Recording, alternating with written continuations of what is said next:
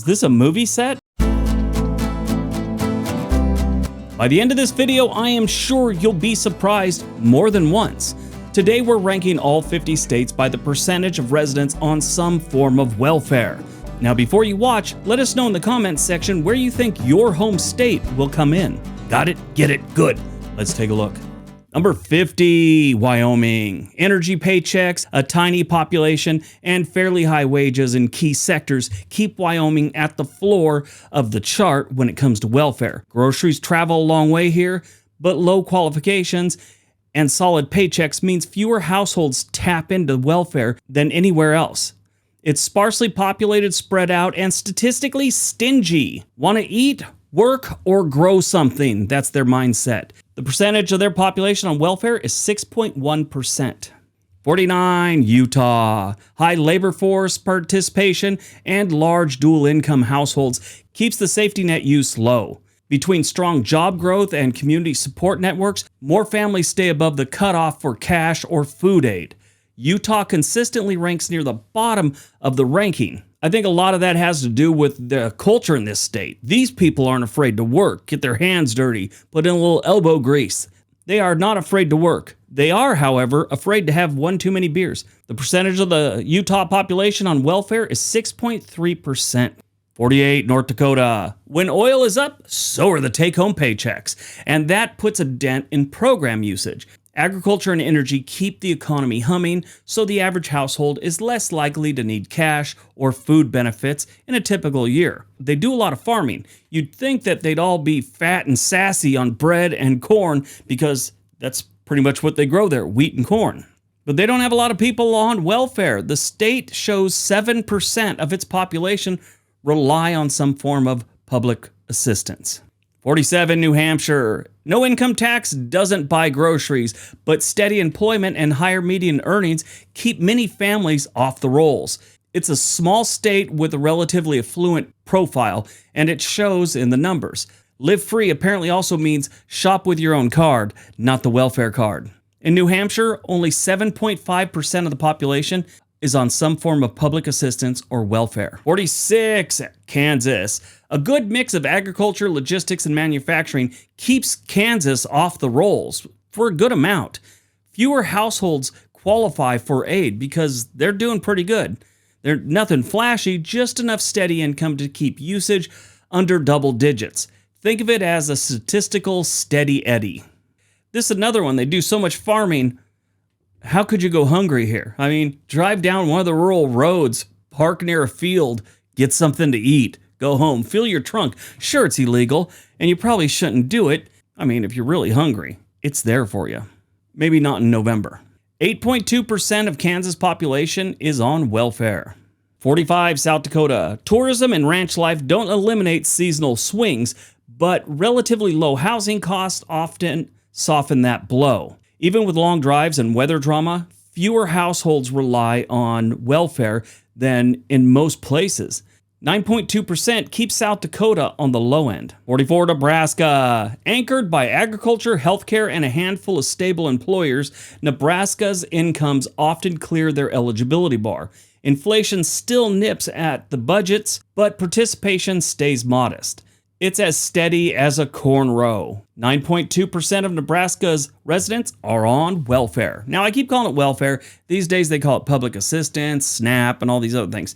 Just welfare kind of covers everything, and that's what I'm going with. No need to bog it down with the proper terminology every single time when we all know what I'm talking about.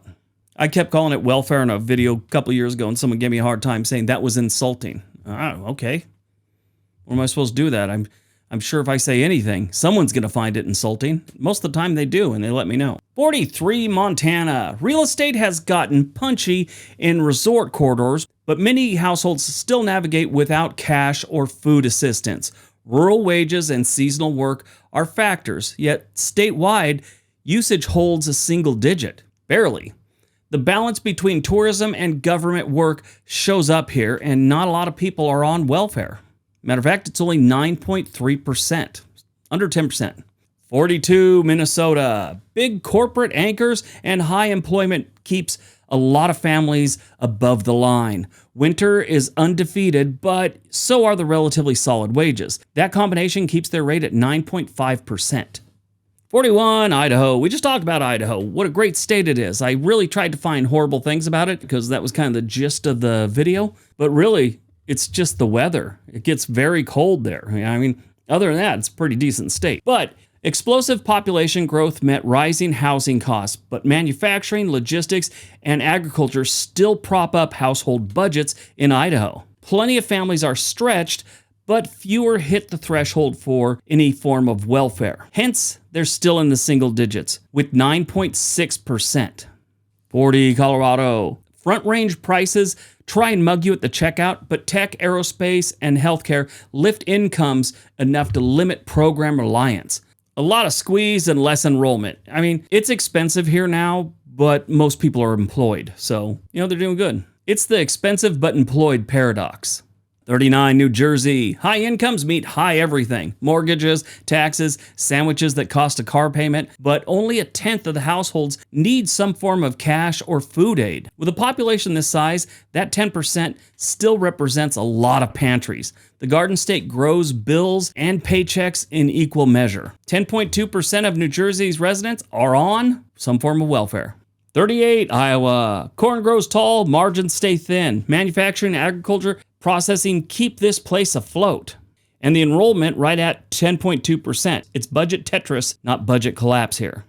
37, Illinois. Chicago opportunity meets Chicago rent, and the rest of the state brings a mix of factory towns and farms. Now, I'm sure a lot of you right away think Southside Chicago, they got to have a ton of people on welfare. Well, Southside Chicago really makes up just a small fraction of the entire state of Illinois. Now, I'm sure a lot of you that watch a lot of cable news and things like that probably are shocked the entire state just isn't on welfare. I'm sure that's what they make it sound like. Like the millions of people that live in Chicago are all on welfare. What most people don't understand is the only bad parts where you have a lot of poverty and a lot of crime in Chicago is the south side and a few neighborhoods on the west side. Most of this city is nice middle-class neighborhoods and some wealthy neighborhoods where families, just enjoy their life in Chicago and make a good living and own homes, things like that.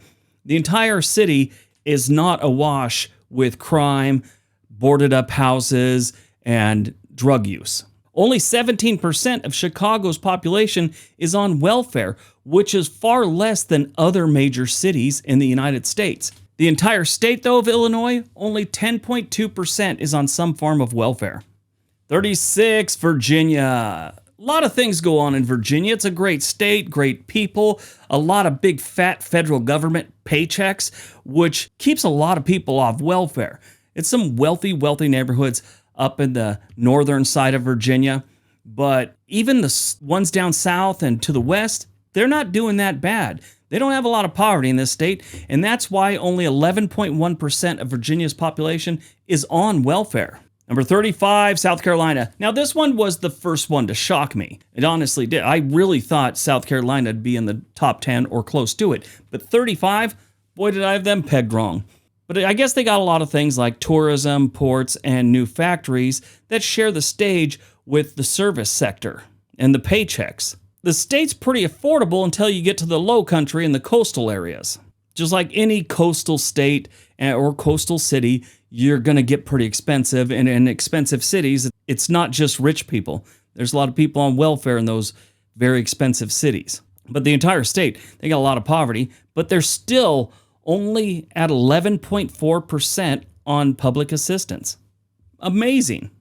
34, Oklahoma. Again, I'm a little shocked here because if you ever drive through Oklahoma, you'll probably think everyone in this state is on welfare. Then you get to a nice neighborhood and you're all, something's up. This isn't Oklahoma, is it? That's how I felt. I drive into this nice neighborhood and I'm all, is this a movie set or is this actually in Oklahoma? It was weird.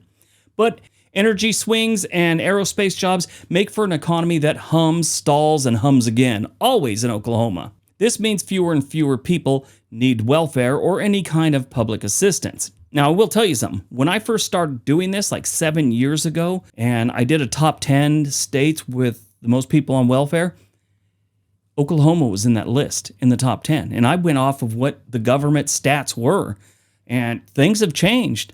I don't know what it is. Maybe more people moved in there with money. Maybe more jobs have sprung up, which that's actually been happening. It's strange. They've really pulled themselves up.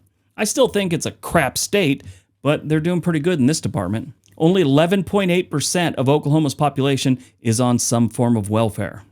33, Missouri. Now, again, I'm a little surprised at this one. I thought the entire state was on welfare. I mean, you got St. Louis, Kansas City. They've got some problems, and they've got some rural communities that are dirt poor, and I honestly thought they'd be a lot higher. But St. Louis and Kansas City are different planets compared to the rest of the state, where you'll find Midwest affordability and lower wages. But those wages are enough to keep a lot of the residents off the welfare. In 2025, 11.8% of Missouri's population was on some form of welfare. 32, Indiana. Warehouses, auto, pharma, they got a lot of steady paychecks, even if that pay isn't Silicon Valley pay. Enough families keep their budgets intact to limit program use. At only 11.9%, you kind of got to be proud of Indiana, especially when you look at some of their rural communities. Now, they have some nice ones. I'm not saying they're all bad, but 11.9% surprises me. 31, Arkansas. Okay, this right now is just, I'm bewildered. How in the hell is Arkansas, with their extreme poverty rate, coming in at 31? Doesn't make sense. And they're not doing that bad, really. It's not a high number. But statewide, the rate still sits at 11.9%. Plenty of families here know how to stretch their paychecks without crossing the eligibility lines, but that's only 11.9%. Number 30, Arizona. Rapid growth, hospitality jobs, and retirees make for lumpy income streams. Now, this one I was a little surprised about. I thought they would have been lower. They're at 12.2%, but I really thought they were going to be under 10%, like around 8.5 or something like that. But 12.2% for Arizona.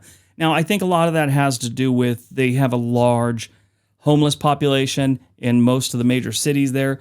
Not as bad as, California, Oregon, or New York, but theirs is growing. Plus, they have a lot of retirees. A lot of retirees do retire, but they don't have enough money to get by, so they end up on some form of welfare in a lot of cases. So that's probably why they're so high. But yeah, Arizona's at 12.2%. 29, Wisconsin, one of my favorite states. Manufacturing remains king, dairy isn't stocking itself, and rents are up in the bigger metros. Still, just 12% of households use public assistance in Wisconsin, which I think this is another state that's very similar to Utah when it comes to they know the meaning of a day's work. They're not afraid to do it. So I think a lot of people, and they have this, it's very much a family-orientated state, right? So families are close. They just have certain things. Their culture probably pressures people more than a lot of other states to think that taking welfare is definitely you dropping the ball. So I think that helps keep it at 12%. It could be a lot higher, especially when you look at what's going on in some of the rural communities in Milwaukee. But Wisconsin only shows about 12.3% of their population on some form of welfare.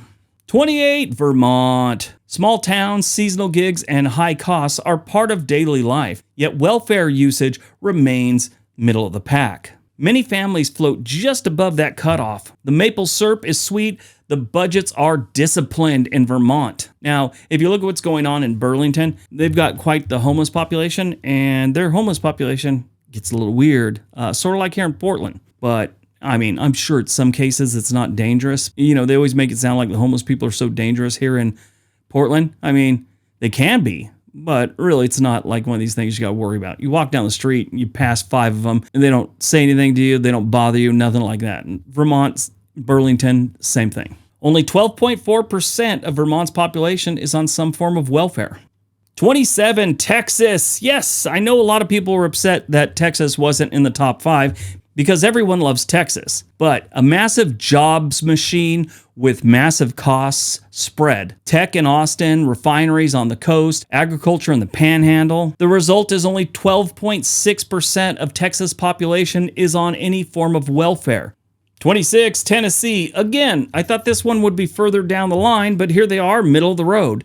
Tourism and logistics keep people working in Tennessee. Now, pay outside the big cities can be a little bit thin. Households ride the gap with careful budgeting, leaving usage out of the teens. It's Dolly on the radio and discount aisle in the carts. I gotta go to Dollywood. It just looks so fun. They've added some really nice roller coasters there. It looks like a good time. If you got any information on Dollywood, how you enjoyed it, and if you can compare it to like Disneyland or Disney World, let me know. I'd love to hear your opinion on it. 25, Massachusetts. Who saw this one coming?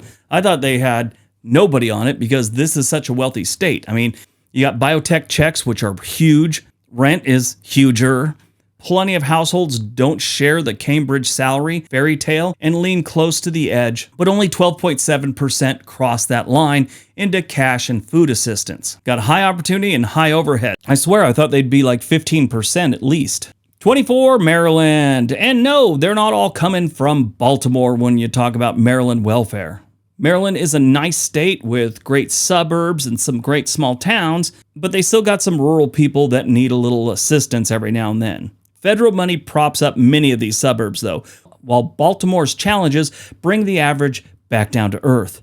The push and pull lands Maryland at 12.9%. They're close to D.C., but not close enough to dodge every bill. 23, Delaware. Finance, chemicals, and distribution pay well enough to keep many families above eligibility. Even with coastal prices nibbling at paychecks, 12.9% in Delaware is not that bad. I mean, I'm sure a lot of you are imagining that it's such a small state, most of that welfare is coming from Wilmington. You'd be right. They do have some small communities that are suffering, that have some people on welfare, but a majority of the welfare, Delaware, is coming from Wilmington and the surrounding area. 22, Washington State. Big tech money exists, just not everywhere. Timber towns, ports, and service work fill the map, so a little over 13% of the households use assistance. Seattle makes so much money, but it's not enough to feed the entire state.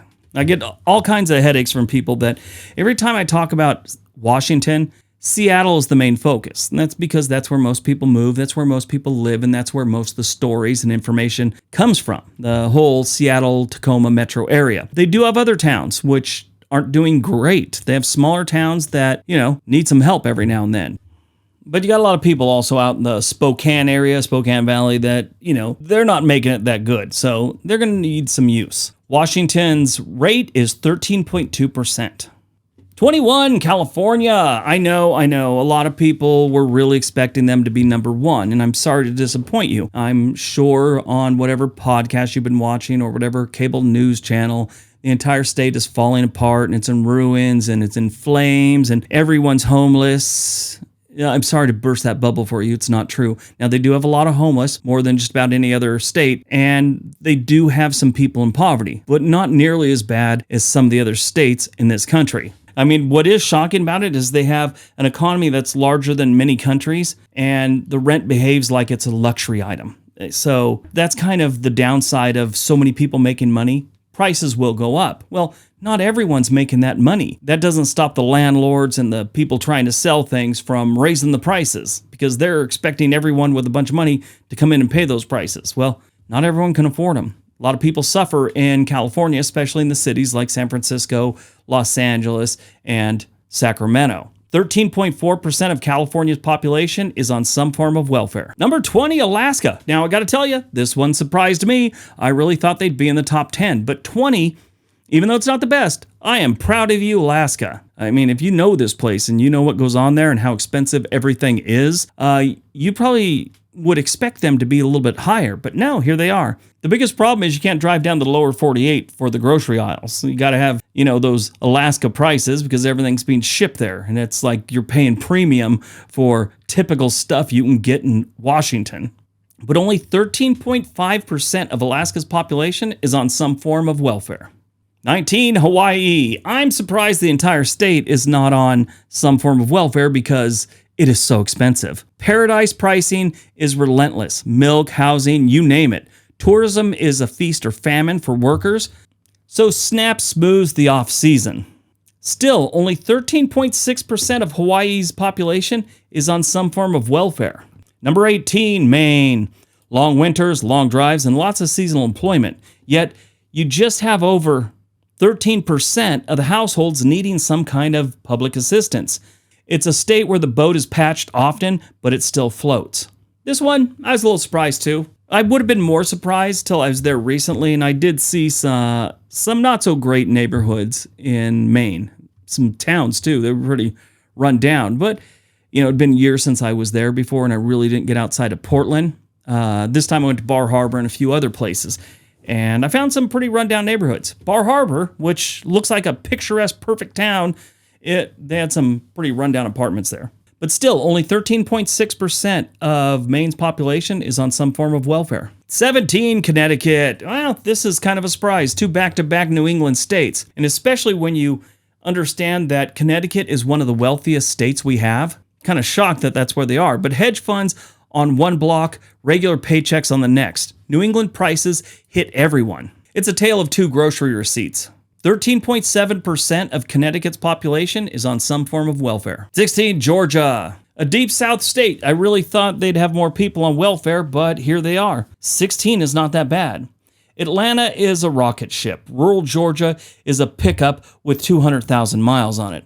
Warehouses, film sets, airports all help, but not evenly. Statewide, the reality lands at Georgia having 13.8% of its population on welfare.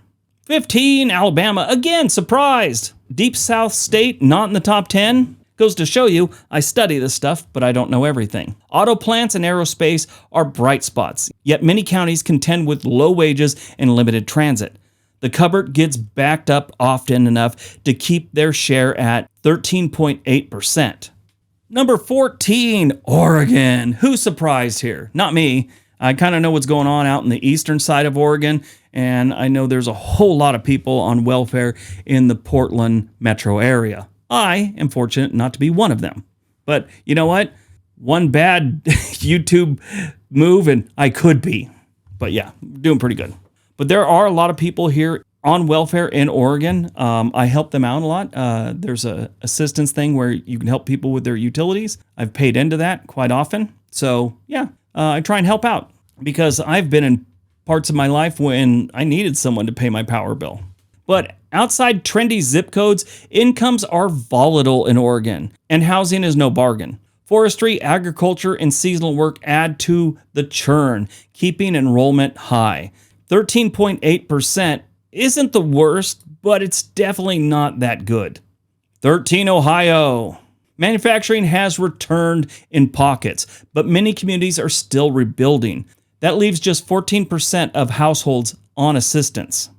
Midwest comeback has its blind spots, but oddly enough, a lot of people have a misconception about Ohio, like they do about a lot of states, but they're doing good in manufacturing and farming, but the manufacturing has been coming back over the last few years, which is great for a state that was basically built on manufacturing. But a lot of people will see places like Cleveland and Cincinnati and Dayton and think that the whole place is just falling apart. They don't realize you've got towns like Columbus and great small towns throughout the state that aren't Toledo and Cleveland. So, it's those cities, Toledo, Cleveland, Cincinnati, and Dayton, that have a lot of people on welfare, along with some small towns too. Rural communities always seem to have a few. 13.8% of Ohio residents are on some form of welfare. Number 12, Pennsylvania. Philly and Pittsburgh do eds and meds, which is code for education and healthcare. Coal and small towns do nostalgia and side gigs. The blend produces a steady 13.9% of the population on SNAP or something like that. The averages hide widely different kitchens in this state. Number 11, Rhode Island. Small state, high baseline costs, and service-heavy economy keep usage elevated. Even with New England pay nearby, plenty of households need a monthly boost. 13.9% of the Ocean State's population is on some form of welfare. Number 10, Nevada. When conventions are hopping and tables are full, tips rain. When they're not, budgets wobble. SNAP bridges those gaps, putting Nevada at a solid 14%. The house edge is real, especially at the supermarket.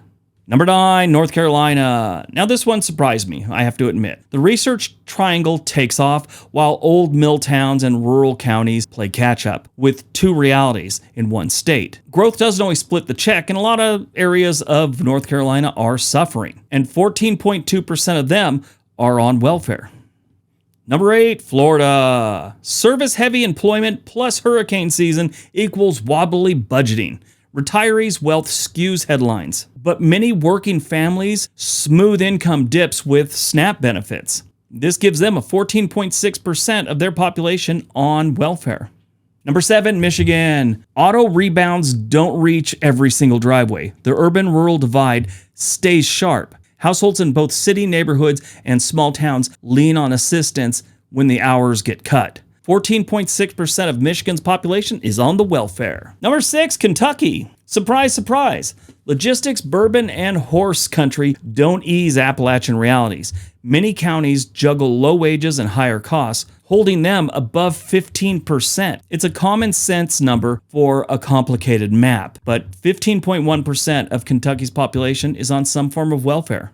Number 5, New York. Now, I'm sure all you people that watch cable news and just think horrible about any city that is blue or any state that's blue, this kind of validates your thinking. New York is not doing great when it comes to people on welfare because they got a lot of places, especially rural communities, that aren't doing great. Wall Street paychecks don't reach every single bodega. City prices plus upstate struggles push the state into mid-teens for assistance. 16.2% of the population of New York State are on some form of welfare. Number 4, Louisiana. This is the one I picked to be in the top 5, and I was right. The economy built on energy, ports, and hospitality is great until a storm or a slowdown arrives. With volatility, more households qualify for welfare, and they use it. 17.1% of Louisiana's population is on some form of welfare. Number 3, Mississippi. The only thing surprising here is they're not number 2. I knew what number 1 was going to be, but I really thought Mississippi was going to be number 2.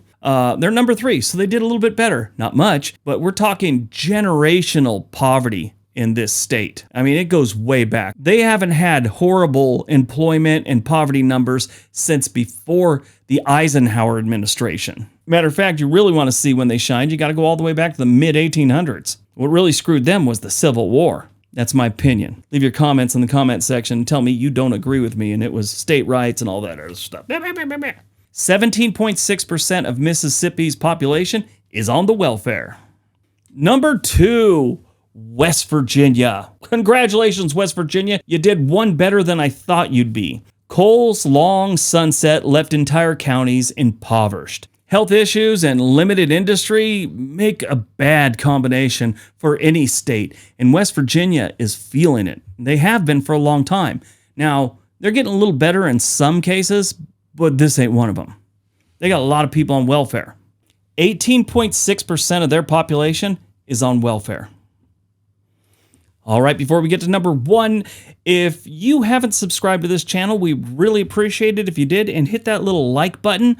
YouTube's getting a little squirrely with the algorithm lately, and a lot of channels are suffering, including mine. So we'd appreciate it if you hit the subscribe button, toggle that little alert bell so you know when we upload it, leave a comment, leave a like, maybe watch a second video. It all helps out. All right, on to number 1.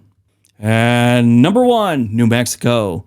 Rural isolation, persistent poverty, and a constrained job market pushes 1 in 5 households onto cash or food assistance. It's the clear number 1 in states in this data set. I mean, they're blowing everyone out of the water. When distance and wages collide, the pantry needs a backup. And a lot of people in New Mexico, they sign up for it. It helps them and helps feed kids, which is kind of what it's there for. New Mexico's got a lot of problems, and good employment is one of their biggest problems. They don't have a lot of it. 20% of New Mexico's population is on some form of welfare. All right, that's today's video. Hope you guys enjoyed it. Hope you got some information out of it. Now go out, have a great day, be nice to each other.